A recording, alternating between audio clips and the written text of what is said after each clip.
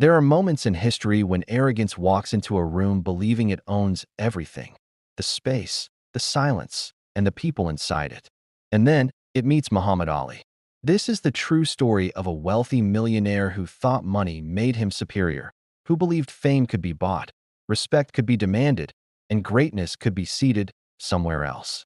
He tried to humiliate Muhammad Ali in first class, and before the flight landed, his ego never recovered. It was the early 1970s. Commercial flights were different back then. No social media, no smartphones, no viral clips waiting to explode online. But status? Status mattered more than ever. First class wasn't just about comfort. It was about who you were. And on this particular flight, first class was filled with power: executives, wealthy businessmen, politicians, and men who believed their money made them untouchable. Among them sat one passenger who immediately stood out. Not because of his suit, not because of his watch, not because of his money, but because of who he was.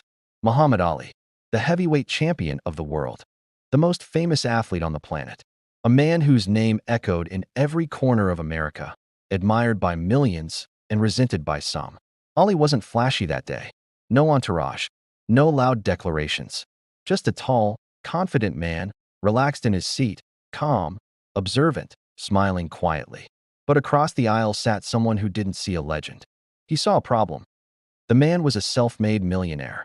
At least, that's how he liked to describe himself. Old money mindset, rigid posture, expensive suit tailored to remind everyone in the room who paid more. He had boarded the plane expecting first class to look a certain way. People who looked like him, spoke like him, came from the same world. And then he noticed Ali. Tall, black, relaxed, comfortable, too comfortable, in his opinion. He stared for a moment longer than necessary. Then he leaned toward the flight attendant. "Excuse me," he said quietly, but with authority. "Is this seat taken?" "Yes, sir," she replied. "That's Mr. Muhammad Ali." The name didn't impress him. If anything, it irritated him. Ali wasn't just a boxer to men like this. Ali was a symbol. A man who spoke too loudly. A man who challenged authority. A man who refused to stay in the place society expected him to stay. The millionaire shifted in his seat. And that's when he decided to say something. Ali was leaning back when the man turned toward him. No greeting. No introduction. Just entitlement. "You know," the millionaire said, loud enough for nearby passengers to hear, "first class is usually reserved for people who can afford it." The cabin went quiet. Ali slowly turned his head. He smiled, not sarcastically, not angry, just calm. "I paid for my ticket like everyone else," Ali said gently. The millionaire smirked. "I'm sure you did," he replied. "But sometimes airlines make exceptions." The implication hung in the air. Passengers looked down at their trays. No one wanted to be involved. Ali didn't raise his voice. He didn't argue. He just looked at the man and said something unexpected. "That's interesting," Ali said. "Because last I checked, money buys seats, not respect." The millionaire chuckled. "Oh, trust me," he replied. "Money buys plenty of respect." Ali tilted his head. "We'll see," he said softly. The plane began taxiing, and the millionaire wasn't done. "You boxers make a lot of noise," he continued. "Talk big, fight hard, but when the cheering stops, you're just entertainers." Ali nodded slowly. "Is that what you think?" he asked. "That's what I know," the man replied. "People like me build the world. People like you just perform in it." Ali smiled. "You ever been punched in the mouth?" Ali asked calmly. The man stiffened. "No," he said, "and I don't intend to." Ali leaned back. "Then you don't really know the world," he replied. A few passengers shifted uncomfortably. The flight attendant approached, sensing tension. "Is everything all right here, gentlemen?" she asked. "Yes," the millionaire said quickly. "Everything's fine." But his tone said otherwise. Ali said nothing. He didn't need to. As the plane prepared for takeoff, the seatbelt sign turned on. The flight attendant noticed something. "Sir," she said to Ali, "could you please fasten your seatbelt?" Ali smiled. "Ma'am," he said kindly. "Superman don't need no seatbelt." Laughter rippled softly through first class. The millionaire seized the moment. "Exactly," he said mockingly. "This isn't a boxing ring. Rules apply here." Ali looked at him. "And what rule is that?" Ali asked. The millionaire leaned in slightly. "That everyone follows instructions," he said. no matter how famous they think they are. Ollie nodded thoughtfully. Then he turned to the flight attendant. Ma'am, Ollie said politely, you mind telling me something? Yes, Mr. Ollie. Do planes fly because of money? Ollie asked. Or because of physics? She hesitated, confused. Well, physics, I suppose. Ollie smiled. Then Superman better buckle up, he said, fastening his seatbelt. Laughter filled the cabin. The millionaire didn't laugh.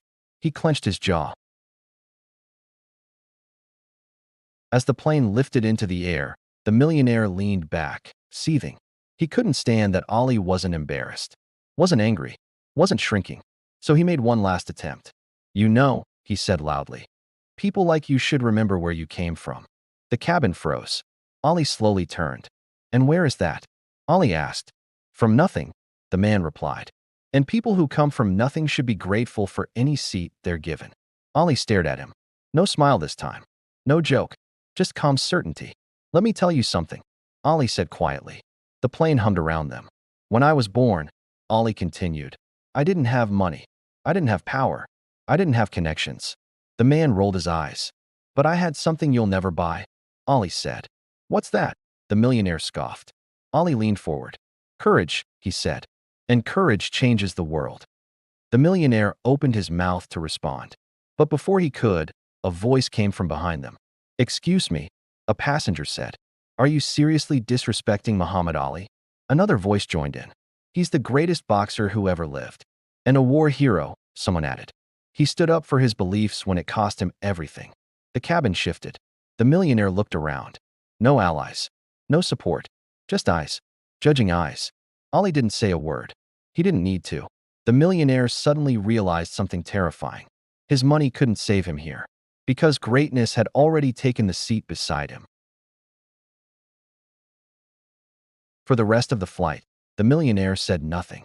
No remarks. No smirks. Just silence. Ollie read, smiled, spoke kindly with the crew.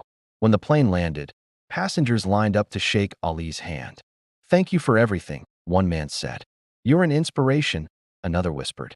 The millionaire stayed seated, eyes forward, invisible. Ollie walked past him, paused, and said one final thing. Safe travels, Ollie said warmly. No insult, no victory lap, because Ollie didn't need revenge. His presence was enough. That millionaire learned a lesson he never forgot. Money can buy comfort. It can buy silence. It can buy access. But it can't buy class. And it certainly can't buy greatness. Muhammad Ali didn't win that day with punches. He won with dignity. Because the greatest fighters don't always throw fists. Sometimes, they let arrogance defeat itself.